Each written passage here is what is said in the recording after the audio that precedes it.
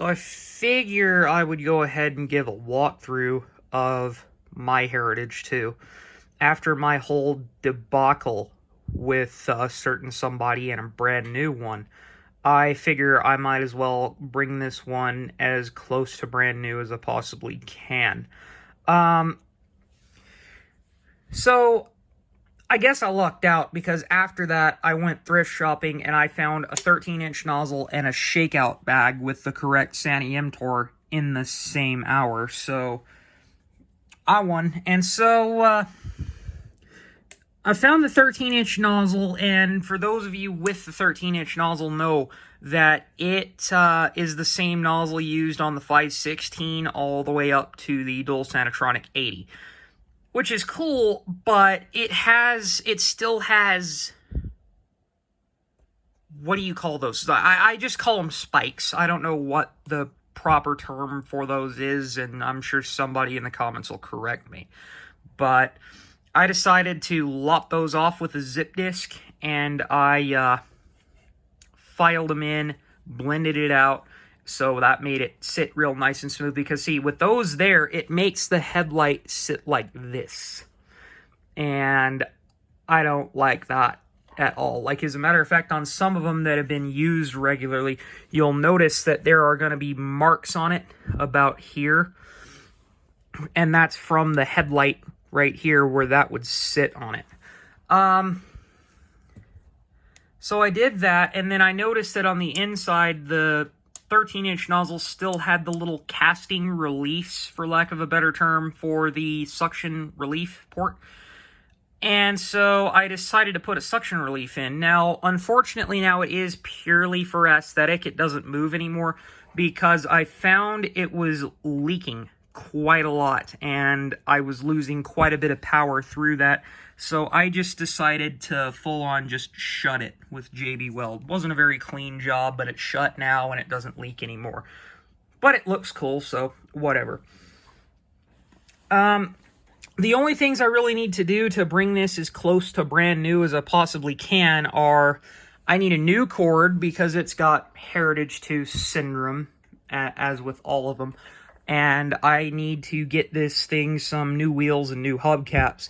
Fortunately for me, these are the only wheels that Kirby makes, to my understanding, because you send a Tradition or something in for a factory rebuild, these are the wheels they put on it.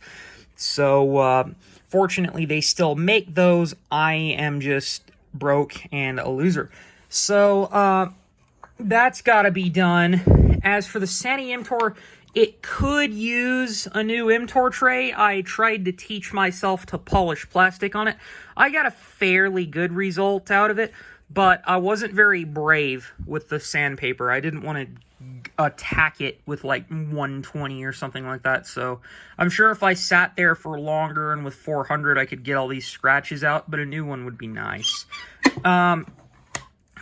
As for the Sani Imtor, it's a disposable setup now using the fill adapter from a 1HD because it still has the slots in it. They didn't change their tooling.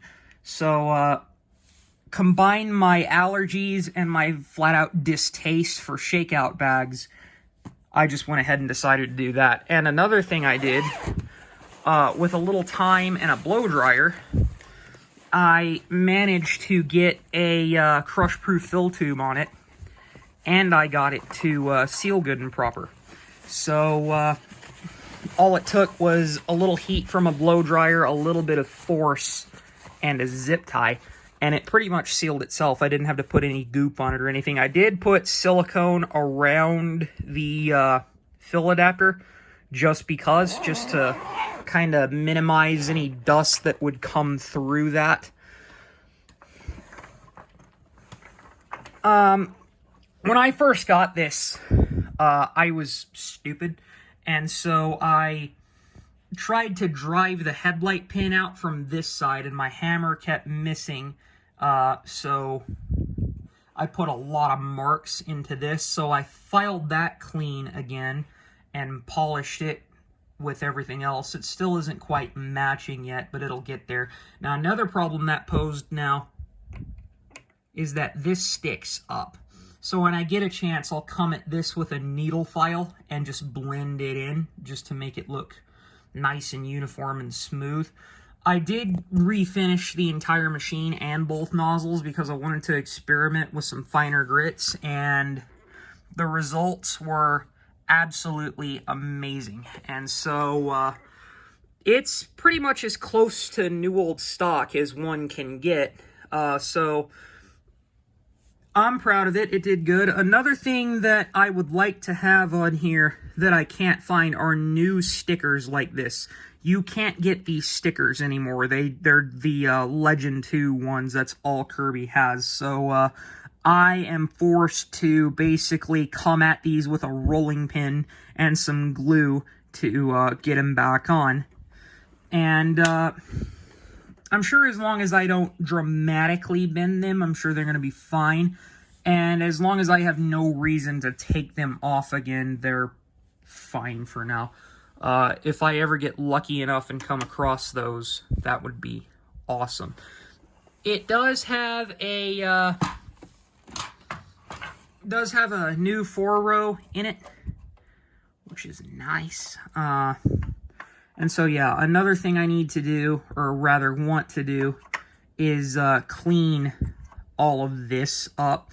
There's some general rust around there, but I haven't wanted to, well, I mean, this is aluminum, but some black emery will shine it up a little bit better, just to brighten it, kind of. And then there's a little rust on here, but this is a narrow axle off of a different Heritage 2. And so I haven't wanted to take these wheels off and fight gluing the hubcaps back on, so I just left it. I'd also like to find a good and proper LED headlight, preferably local. I really don't like ordering things online. I will when I have to, but I'd like to be able just to walk into the local AutoZone and grab the light bulb. But unfortunately for me, the only LEDs they carry now are those weird flat Sylvania Zevos, and in an Omega and a Classic 3, they work perfect, but Tradition and Forward, you know, Tradition through Legend 2 with this style of headlight, they don't face forward, they face down, so it doesn't do anything. It just glows, and it doesn't really illuminate ahead of you like a headlight would. The bag is the original bag to the machine. It's just on the Sani MTOR now. I lucked out and found one that was pretty well perfect. There is a little nick in it right there, and I can't remember if it came that way or if I did that, but knowing me, I probably did that. So I also put the Generation Series, the G-Series armature fan on it, because the armature that's in it has a spline shaft on it, and it perfectly mates with the G-Series fan. And so it makes it a tad quieter, a lot more pleasant on the ears, especially in hose mode. Look Down and Thomas did a comparison of that, I believe. And so, yeah, another thing I lucked out to find, too, for the 13-inch nozzle was a new old stock 4-row. The only wear on it, or the wear that I put there. So,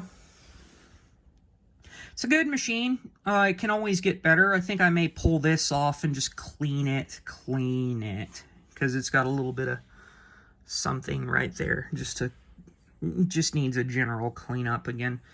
And yeah, that's the Heritage 2.